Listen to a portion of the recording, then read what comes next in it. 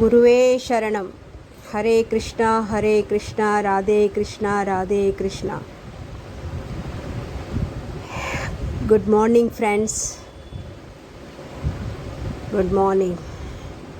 நான் இப்போ இந்த கொத்தவரங்காய் இருக்குதுன்னு சொல்லுவாங்க, க்ளூஸ்டர் பீன்ஸ் சொல்லுவாங்க இங்கிலீஷில், அதான் எடுத்திருக்கேன். ஒரு 1/4 கிலோ, அதாவது 250 கிராம் எடுத்து முன்னாடியும் பின்னாடியும் வெட்டிட்டு அது இந்த மாதிரி பீசஸாக கட் பண்ணி வச்சுக்கிட்டேன். இப்போ நம்ம மஸ்டர்ட் ஆயில் இதில் ஊற்றுறோம். ஒரு 2-3 டேபிள் ஸ்பூன் ஊற்றுங்க, டேஸ்ட்டாக இருக்கும். இது வந்து நம்மளுக்கு பாதிப்பு உண்டு பண்ணாத அதிகமான ஆயில் வந்து இது வந்து செக்கெண்ணெய் தான். அரை ஸ்பூனு உளுத்தம்பருப்பு, கடுகு, சீரகம் போட்டிருக்கேன், வெடிக்கட்டும். ரீஃபைண்ட் ஆயில் தான் கெடுதலை உண்டு பண்ணும். நம்பிக்கை தான் வாழ்க்கை. கருவேப்பிலை போடணும். இப்போ அந்த காய்கள், ஒரு உருளைக்கிழங்கு ஆட் பண்ணியிருக்கேங்க. இந்த பீன்ஸோட, இந்த கொத்தவரங்காவோட ஒரு உருளைக்கிழங்கு, அதாவது ரெட் கலர் உருளைக்கிழங்கு நான் காட்டினேன் இல்லை என்கிட்ட, நான் அதான் அதிகமாக யூஸ் பண்ணுவேன். அதில் நிறைய ஃபைபர் இருக்குது, பொட்டாசியம் ஃபைபர், கார்போஹைட்ரேட் கம்மியாக இருக்குது. ஸோ சுகர் பேஷண்ட் கூட சாப்பிட்லாம். இதில் உப்பு, மஞ்சத்தூள், பெருங்காயம் எல்லாம் உப்பு தேவையான அளவு போட்டுக்கோங்க. உப்பு, மஞ்சத்தூளும் பெருங்காயமும் 1/2 ஸ்பூன் போட்டுக்கோங்க. கொஞ்சோண்டு கஸ்தூரி மெத்தி நான் எப்போவுமே எல்லாத்துலேயுமே ஆட் பண்ணுவேங்க. அது வயிற்றில் இருக்கிற புண்ணுக்களை ஆற்றும், ரொம்ப நல்லது. உணவுக்கு வந்து நம்ம என்ன சமைக்கிறோமோ அதுக்கு டேஸ்ட் கொடுக்கும். ஸோ எப்போவுமே கொஞ்சம் கஸ்தூரி மெத்தி நான் போடுறது வழக்கம். இங்கே பாருங்கள், 1 ஸ்பூன் சீரகம் போட்டிருக்கேன்.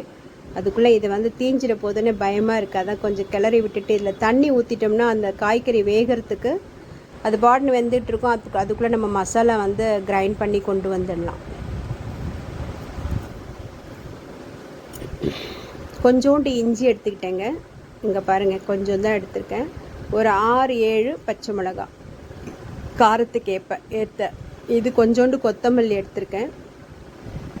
இப்போ இதை வந்து நல்லா கிரைண்ட் பண்ணிவிட்டு கொஞ்சம் தண்ணி ஊற்றி கிரைண்ட் பண்ணி இப்படி கொண்டு வந்து அந்த சப்ஜி இது காய்கறி வெந்துட்டுருக்கு இல்லையா, அதில் போட்டுட்டு, இது வந்து ஆம்ச்சூர் பவுடர் போடுறேன் நான், ட்ரை கோகோனட் பவுடர், கொஞ்சம் கரம் மசாலா, அப்புறம் 2 spoon amchur powder, 1 spoon garam masala powder, அதுக்கப்புறம் நல்லா மிக்ஸ் பண்ணி விட்டுக்கோங்க. வேர்க்கடலை பவுட்ரு ஒரு 3 ஸ்பூன் வேர்க்கடலை பவுட்ரு போட்டிருக்கேன். வேர்க்கடலையை நான் வறுத்து தோல் உரித்து அரைச்சி வச்சுப்பேன். இது வந்து ட்ரை கோகோனட் பவுடர், இதுவும் நான் வந்து அரைச்சி வச்சுப்பேன். வாங்கிட்டு வந்து கடையில் அரைச்சி நானே வச்சுப்பேன், பீஸாக போட்டு மிக்சியில். இதெல்லாம் போட்டாச்சுங்க. போட்டு இப்போ நல்லா அது வந்து மூடி வச்சிடணும் சிம்மில். வேர்க்கடலை பவுட்ரு, கரம் மசாலா போட்டிருக்கோம், ஆம்ச்சூர் பவுட்ரு போட்டிருக்கோம், அப்புறம் வந்து ட்ரை கோகோனட் பவுட்ரு போட்டிருக்கோம் எக்ஸ்ட்ரா நம்ம அரைச்சது போக. இப்போ இங்கே பாருங்கள், எண்ணெய் நல்லா பிரிஞ்சு வந்துடுச்சு. நல்லா பாஜி வந்து, அதாவது பதார்த்தம் நல்லா ரெடி ஆகிடுச்சு எண்ணெய் பிரிஞ்சதுனால.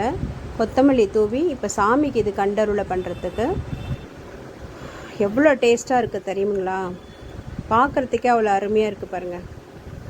செஞ்சு பார்த்து கமெண்ட்ஸ் போடுங்க, சப்ஸ்கிரைப் பண்ணுங்கள். தேங்க்யூ ஃபார் வாட்சிங். ரொம்ப டேஸ்ட்டாக இருக்குது.